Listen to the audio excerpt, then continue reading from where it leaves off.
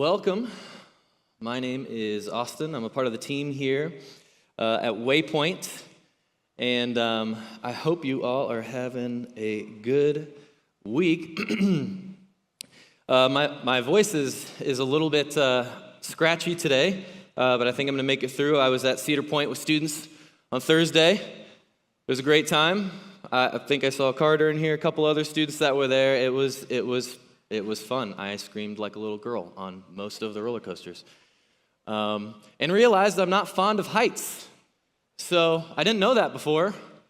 So, but now I do. I think I might have developed it over time, because last time I went it was there. Anyway, I hope it's been a great week for you. We're halfway through this series called Honest to God, where, and I'll get into it in a little bit, but it's been one of those series that's just been heavy. It's been a heavy series, week in and week out as we process the messages together. It's been a heavy series, so I just want to encourage you. I want to encourage you today. It's going to be another heavy one, but this is hard work. Heart work is hard work, as I've heard said. And so I just want to encourage you that this is good work. It's transformative work of the Spirit. And I'm here for it, and I'm glad you are too. So this morning I have a question for you. Have you ever messed up? Have you ever messed up? Okay, all of your hands should probably be in the air. All of us have messed up. It's part of being human. A few months ago, it might not have been a few months ago, I don't know. Not long ago, Blair asked us in a staff meeting to recall some of our most memorable mess-ups. I believe it was something along those lines. And some of them were funny. It was funny to hear some of them from some of the different staff members. Some were innocent, others not so much. But the most common mess-up, which I found this just around the table, was messaging someone something meant for someone else. So some of you have done that. By the chuckle in the room, some of you have done that, or you know of someone who's done that. And maybe it was you. Maybe like it's one of those moments, right, where you were annoyed or frustrated with someone and you were venting to someone else and you sent that message to the person that it was about. You did it. Right? And, or you sent a steamy message meant for your wife to the family group chat. I don't know. Me either. I've never done that. My point is, we've all messed up at some point, and sometimes it's silly. Right? Sometimes it's silly. It's harmless. We can laugh about it. We can joke about it. It's easy to talk about. It makes for a funny story. Sometimes it's not. Sometimes our mess-ups are incredibly difficult to talk about. In fact, maybe you can't even begin to imagine talking about or opening up about your mess-ups, your mess-up, however that looks for you. So far in our Honest to God series, we've been learning about how to talk to God through some of the different difficult life situations that we find ourselves in. And how sometimes in those situations, it can be really hard to be honest to God. Today, we're going to learn together how to talk to God through our mess-ups. Not just the silly ones, but the ones that actually develop in us shame and guilt. Some of those feelings we experience through failure, through mistakes, through sin. Because odds are, if you're trying to follow Jesus, you're likely going to mess up. Because we're human, right? We're human, or at least we're not very good at being human, the humans God created us to be. And so we sin. We make decisions that we regret. We do things that we know are wrong. And so how do we be honest to God in those times? How do we be honest to God in those times that don't leave us feeling like crippled by shame? that don't leave us feeling like we're just waiting for it to happen again, and then we got to go back to God and we got to, ask for forgiveness. How do we pray through our sin and shame in a way that leads us towards healing, towards wholeness? By confession, I believe. By confession. So if you've got your Bibles with you, or if you prefer the app, that's great. I invite you to open with me to Psalm 32. And when I say the word confession, I imagine most of us don't have this just wonderful rainbow of thoughts going on in our heads, right? For whatever reason, there could be many. The idea of confession has often had negative connotations associated with it.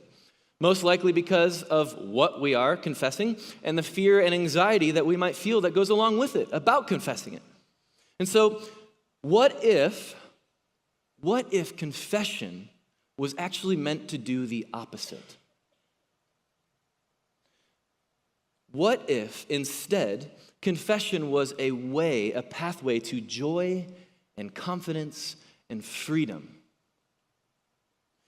In this prayer, in this psalm of David, confession is precisely that. This prayer, it begins with the word blessed. Okay, it's like if you've been around church, if you grew up in church, if you've been on, Instagram or Twitter in the last 5 years, you've seen hashtag blessed. You've probably heard of the word blessed. And the Hebrew word here is the word ashrei.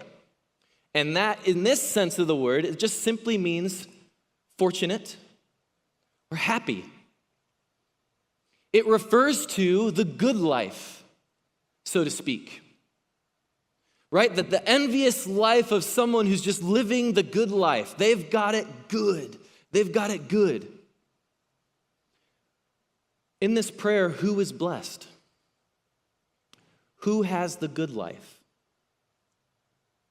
It's the person who knows that they are deeply flawed, who knows that they need forgiveness, and knows that they have it. The confidence in this prayer of confession, I just think it's so cool, because I don't think I approach confession, I don't think I approach these prayers to God, honestly, with that much confidence. And so it's so neat to see David approach God with this level of confidence, and we'll get to that point. But that's the thing. It's a beautiful confession in this prayer that I think is so important to us. So who's the person living the good life? Who's fortunate and who's happy? It's the one who understands their flaws, their failures, who knows that they're not okay, that they've messed up, and that they need forgiveness, but also that they have it. There's an important distinction there. Blessed. These people are blessed. Right off the bat, this psalm just kind of deconstructs the idea that the good life is being just this perfect religious Christian. Right off the bat. The good life depicted here is actually the Christian who knows they are not perfect. And for some people, if your friends were honest with you, they would tell you that you have too high a view of yourself. And though you would never claim to be perfect, right? Only Jesus is perfect. You would never claim that.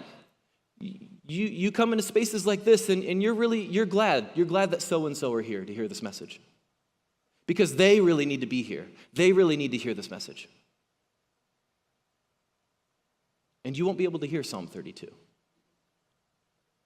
Because you don't think you need it. Or you think that someone else needs it more than you. You just don't really feel that guilty. And there's another group of you. There's another group of you in this room who won't be able to hear this message today because you have too low a view of yourself. You think, man, all this sounds so nice. This confidence, this forgiveness, this grace. And I'll give it a shot, but honestly, I'm really too far gone. You think you're beyond forgiveness and real change, real restoration in your life because of what you've done or because of what you've been through. And this person, again, you also won't be able to hear the confident announcement of forgiveness that's available to those who confess. And so Psalm 32 is for the person who kind of walks that middle path, that narrow way of those who understand that they're flawed and just as messed up as everyone else, who needs forgiveness and knows that they have it and that it is available to them. This is the way Psalm 32 takes, that leads us out of pride and shame, two sides of the same coin, and into confession and forgiveness. A confession that doesn't result in the same merry-go-round of sin a day, a week, a month later. It gets us past that and results in freedom. Results in freedom. So verse 1, blessed, how fortunate is the one whose transgressions are forgiven, whose sins are covered. This idea here of transgressions that need forgiveness is not like a favorite topic. It's not a favorite topic for most people, right? There's typically like guilt and shame associated with the topic and the idea that we have wronged God or offended God, and this idea that we need forgiveness.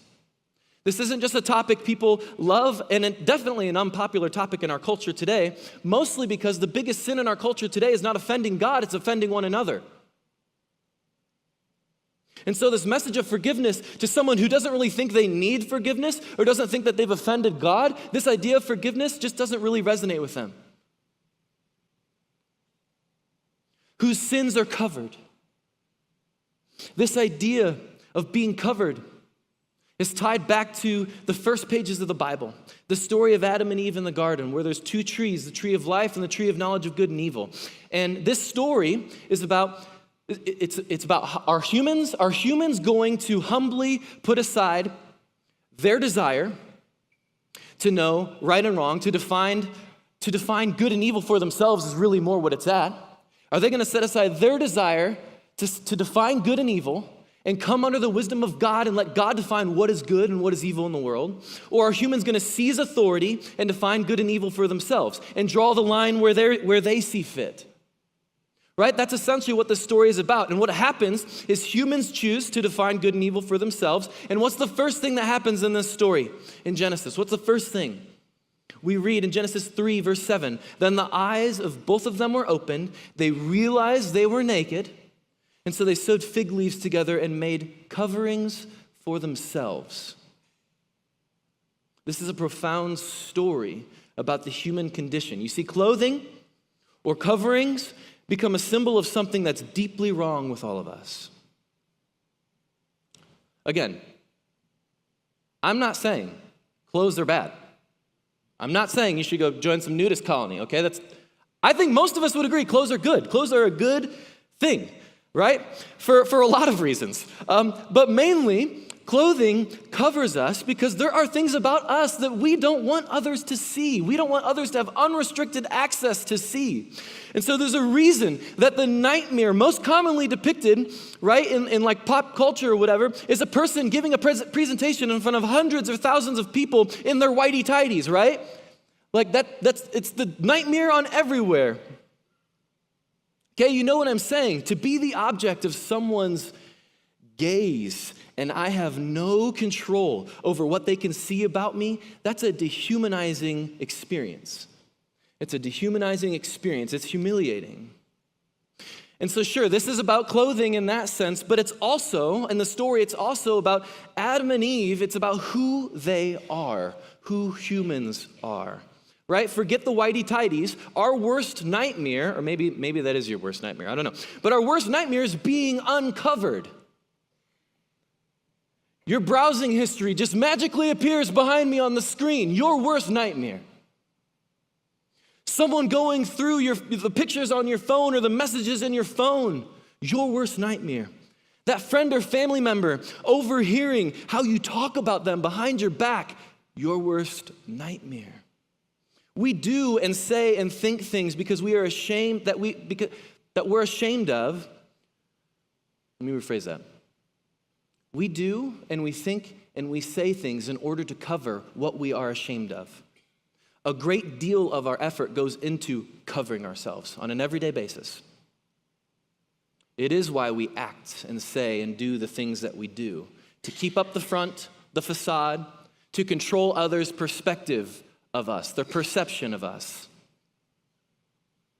And so in this psalm, whether you're aware that you've wronged God and you feel guilty, or whether you've got stuff in your life that you would never want anyone to know about, this psalm speaks to you and says the way forward to life, to the good life, is confession. Blessed is the one, verse 2, whose sin the Lord does not count against them, in whose spirit is no deceit. Again, the good life is for those who know their sin and knows God doesn't hold it against them, and knows that they've got it out on the table with God. In whose spirit there's no deceit. And friends, we were made to confess. It's a part of the path to the good life. Look what happens to a human being when we don't confess. Verse 3. When I kept silent, my bones wasted away through my groaning all day long. For day and night your hand was heavy on me. My strength was sapped as in the heat of summer. You know this feeling, not just because we're in the dead of summer, but you know this feeling before. There was a decision you made, there was something you did, you knew it was wrong, and you're ashamed of it, and it is just eating away at you. It's ruining you, it's rotting you from the inside out. And you feel like you can't tell anyone because what they'd think of you, right? What would they think of you if they knew? And so you just continue to try and cover yourself, but not in the way that you need to be covered. You need forgiveness. You need God's covering of forgiveness in your life. Therefore, you need to confess, which is where David goes in this psalm. Verse 5. Then I acknowledged my sin to you and did not cover up my iniquity. I said, I will confess my transgressions to the Lord, and you forgave the guilt of my sin. This happens right at the center of this prayer, and I think that's for a reason, because there are a few really cool things going on here. First, he acknowledges his sin. He names his sin. He speaks it out loud for what it is. He doesn't cover it up. He speaks it out loud. He does not cover up his iniquity. He doesn't hide. He stops hiding. He owns up to his sin and he confesses. You can kind of see this movement through. He speaks it, he doesn't hide it, and he confesses it. He acknowledges what's going on in his life. He doesn't try to cover it up. He doesn't try to hide it, and he confesses it straight up to God, which just means to tell the truth, to confess, to tell the truth, right? He's telling the truth about what he's done. What's also really neat here in this little passage is David uses all three words for sin in the Old Testament right here. He says he acknowledges his sin, or as hatat. Right? It's a Hebrew word, kind of like a clear the throat Hebrew word. It's hatat, right? Which simply just means to fail. To fail. The idea behind this word is that human beings are here for a reason, for a purpose in this world, in your life, for a purpose to partner with God and to co-rule this world with him. We talked about this a while ago in a series called Imago Dei, but essentially we have purpose in God creating us in his image to go into the world, to co-rule with him, to work and rule and create with God as we bear his image here on this earth, according to God's wisdom and God's definition of good. We reflect that out into the world. But when we fail, which we do, we fail. It's the reason the world is the way that it is. When we hatat, we decide what's good for me and mine, for my tribe. We take God's definition of good and we say, actually, God, I think I might know something about this. I think I'm going to go this route because this is good for me. This is good for me. And so we sin. We failed to be what God created us to be. And so we name that. We acknowledge that. I'm a failure, right? All together now. I'm just kidding. I'm joking. But seriously, that might be one of the biggest hurdles for some of us in the room today. The idea that you're wrong. That can be a really hard thing to admit. But you cannot take a step towards Jesus without admitting that you're wrong about some of the most fundamental things in this world and in your life. So he names it. He acknowledges his sin, and then he doesn't cover up his iniquity, his avon. And this word means to go astray or wickedness. And it has to do with this idea that life is a journey and there's two paths. There's two paths. One that leads to the good life and and the other path, the path of wickedness. And so avon is choosing the other path. And it might be intentional or it might be unintentional. You see, there are sacrifices in the Old Testament for unintentional sin. There are sacrifices specifically for that. And the word avon gets to that idea that we might not know all the ways that we are screwed up.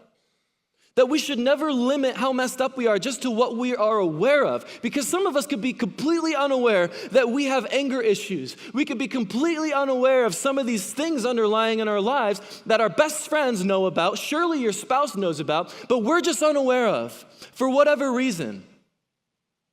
And for whatever reason, they haven't shared that with you, perhaps to avoid conflict or to avoid a blow up, if it's anger especially, right? But the point I'm getting at is there are just things that we're not aware of. And this act of confession just asks us to be open, to invite the idea that we have issues that we know about, and we might have issues that we don't know about. Things that we might not know, and things that we might need to be open to hearing about. Not hiding or avoiding, but dealing with. And so he says, I confess, I deal with it, I speak the truth about my transgressions. The word here is pesha. Pesha is knowing where the line is and crossing it anyway. It's pesha. And so David uses all three of these words for sin here in this moment to just kind of describe the ways that we make horrible decisions. He's covering it all. And he's saying, confess it. Get all of it out there. Your sin, your iniquity, your transgressions, put all of it on the table for God to deal with. And so he uses every single word he can think of. And he says, this is the best thing for you. This is the way to the good life. Through confession. And what's God's response to this? The end of verse 5. And you forgave. Right? It's not, oh, well, David, I'll think about it. Give me some time. And you forgave. The guilt of my sin, you forgave. What would it look like for you to just get it all on the table with God? And once it is, to know that he forgave. If you've ever gotten this raw and this real and honest with God or with someone else, it is truly a powerful experience. To know that someone knows the worst about you, that there's no more secrets, nothing left to hide. It is an incredibly freeing and powerful thing. It comes with confidence. It brings confidence. And that's how I think he can have this confidence to say, and you forgave the guilt of my sin. To know that God's grace is stronger than anything I can throw on the table. Anything I can put out there in an act of confession. To know that God's grace is stronger than that, it will change you. And it leads David to say this, therefore let all the faithful pray to you while you may be found. Surely the rising of the mighty waters will not reach them. You are my hiding place. You will protect me from trouble and surround me with songs of deliverance. Can you just feel the confidence in his language? As he's confessing everything, he knows he's forgiven, and so he brings this confidence to the table. He's confident in the grace and mercy of God, the one who covers him, the one who is his hiding place. When you experience that kind of forgiveness, when it feels just so extravagant and just radical and ridiculous, to just have that kind of grace, have that kind of mercy on you, that's the real deal. That is it. That's it. And yet, sadly, many of us won't experience this. For many Christians, confession doesn't result in this kind of experience and life change. And that's what the last part of this poem is about in verse 8. I will instruct you and teach you in the way you should go. I will counsel you with my loving eye on you. Don't be like the horse or the mule, which have no understanding, must be controlled by a bit and a bridle, or they will not come to you. Many are the woes of the wicked, because they are like stupid mules. But the Lord's unfailing love surrounds the one who trusts in him. So rejoice in the Lord and be glad, you righteous. Sing, all of you who are upright in heart. What he's getting at here, what David's wrapping this up with, is that there are two paths of confession. One that leads to woe and pain, and a path that leads to joy and gladness and freedom and confidence. And so one path, you might be like a mule who lacks understanding, who needs pain and consequence to change course. And after a while, you need it again and again and again. So he's saying, don't be like a dumb donkey that can only do the right thing when it hurts. There is a way to enter into confession that will not result in change because you're being like a dumb donkey, focused only on yourself. The only thing that the donkey is sorry about is the negative consequences of its behavior. And I think that's precisely what this confession for many of us, why this confession for many of us doesn't result in the lasting change that we desire, is because we aren't willing to do the real deep work of figuring out why we make the decisions that we make. Right? We've decided that this decision that we make, this is the path to the good life, when in reality, it's just the path to what makes you feel good.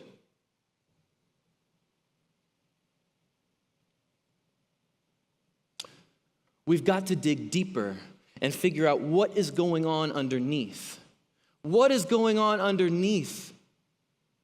This thing that I'm asking forgiveness for, that I'm acknowledging what's happening underneath there, because most often it's a symptom. It's a symptom of something deeper inside of you that you haven't released to God, that you haven't put before him, an idol, whatever it is, that he hasn't been able to get a hold of and transform in your life. What is going on underneath? And put it on the table. Because we've got deep issues about our affections, the way we feel, our values, our priorities. And if your confession doesn't dig down there, why do I think that this is the path to the good life? Why do I constantly go back to these kinds of superficial relationships? Why do I keep going back to that website every night? Why can't I control what I say? Why can't I control what I eat? What are you trying to cover up? You've got to go there. You got to go there.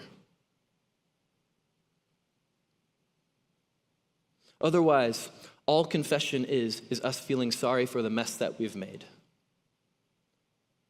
What we're sorry for is not what we've done or that we've wronged God. What we're sorry for is ourselves.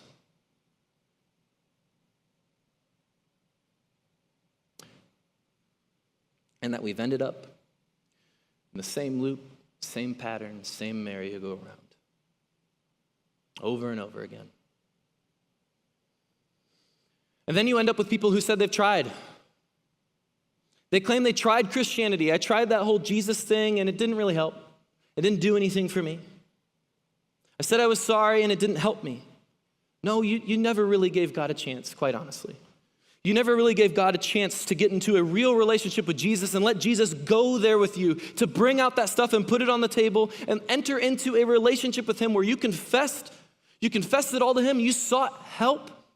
And you let Jesus in to get there and do the real transformational work with his unconditional love and grace. Band, can you guys come on up? And so when that's the case, when that's what our confession becomes, is just feeling sorry for ourselves. Our confession begins to be something that it's not. that it was never meant to be. I was sorry and I confessed and it didn't work. As if confession is the engine behind your transformation. You see, friends, confession is a path. It's a path. The gospel is the engine. The gospel is the engine, the work of Christ. The transformational work that takes place through confession is the same transformational work of the Spirit of Jesus. 2 Corinthians 5:21 says, God made him who had no sin to be sin for us, so that in him we might become the righteousness of God. That is what is at work in our confession. It doesn't matter. It doesn't matter how sorry you are for your sin. What matters is what Jesus did on the cross for your sin. That is what is at work in our confession. So to truly confess is to recognize that what happened on the cross is for my life, it's for the whole world, it's for the transformation of us to be more like Christ, to find freedom and redemption. And when you truly grasp that, friends, there is life change. There is power in that confession.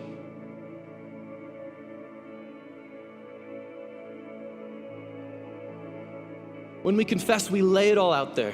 We put our sin on the table. Our hatat, our avon, our pesha. We don't hide it. We speak it, and he forgives. And we let confession become a pathway to joy and to freedom, not just with God, but with others too. With others too. And that might be the very way that God shows you this kind of grace. You may actually need to do what James calls us to do in his letter, to confess your sin to one another so that you may be healed.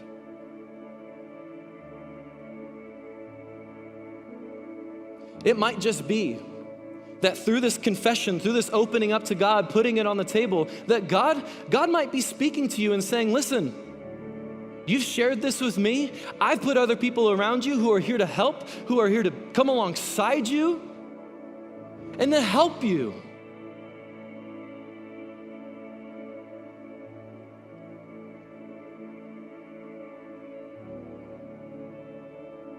There are some people in the room, the thought of that is too scary. I can't tell my wife.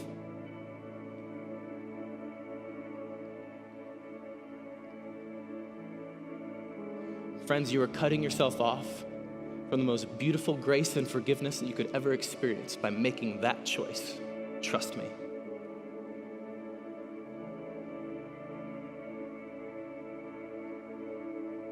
What do you need to bring on the table? What do you need to bring to the table? What do you need to put before God?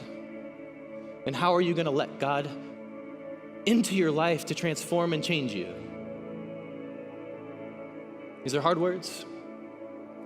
But guys, I believe God can move mountains. I've seen him do it, and I will see him do it again. I believe that with all my heart. So we're going to worship and we're going to sing that today. And we're going to make that our prayer as we move into maybe another heavy week for you. I don't know. It has been for me. But I'm so glad I've got Jesus and a community around me. Amen?